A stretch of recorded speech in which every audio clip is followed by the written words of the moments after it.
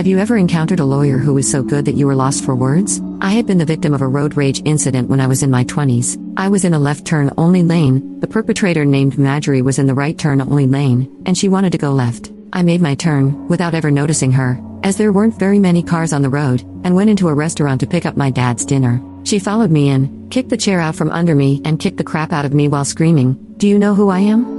Luckily, one of the waiters got her license plate number. I had 8 broken ribs, a fractured cheekbone, and she had ruptured all of my stitches from my gallbladder surgery that I'd had 2 weeks prior. She tried to have me arrested for assault, saying that I threw her against her car. I'll come back to that. At my first court appearance, the prosecutor took me into a room and wanted me to drop the charges against this woman. I obviously refused. The prosecutor said, "You are 22, you work as a hairdresser, and you live with your parents. You are nothing. Marjorie is a pillar of the community, and is the child psychologist for the county, so I'd think real hard over this." I did point out that I had brought a witness, the waiter, as well as notarized affidavits from several people who were in the restaurant at the time, and CCTV footage from the restaurant, too. She refused to allow them to be admitted. Wasn't she supposed to help me? The judge wanted me to let the perpetrator have my car fixed. She broke a window and keyed the door, by some unlicensed guy, whom she had treated when he was in school. I agreed to an estimate, but I was going to get my own estimate as well. My sister used to work as a legal secretary, and she took me to one of her old bosses.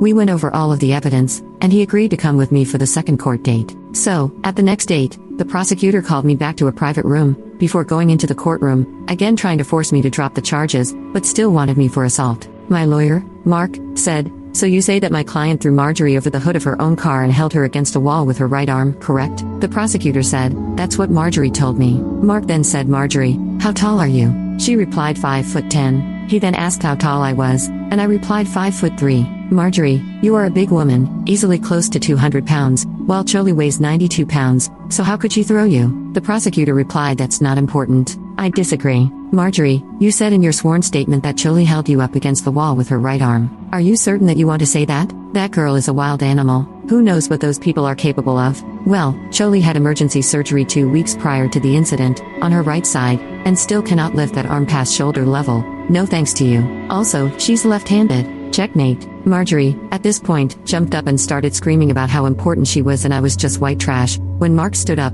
looked down at her and said, "Lady, you might have convinced this prosecutor that you're somebody special, but I have, in my briefcase, a filing ready to go to the state board, along with all the evidence from this case, as well as sworn observations about your general behavior from your fellow psychologists and some of your neighbors. You will never be able to work again once I'm through with you, so I suggest that you sit down and admit that you lied and that you beat this white trash girl for no reason." Then, he turned to the prosecutor and said, "How dare you assume that someone is guilty because they're not from this town? What does that prove? Or are you just bored and lazy?" Marjorie had to pay for all of the damage done to my car, as well as the ambulance service, medical costs relating to everything that she did to me, and the damage she did to the chair in the restaurant. All of my charges were dropped and expunged. Mark usually handled divorce cases, but he had way too much fun that night.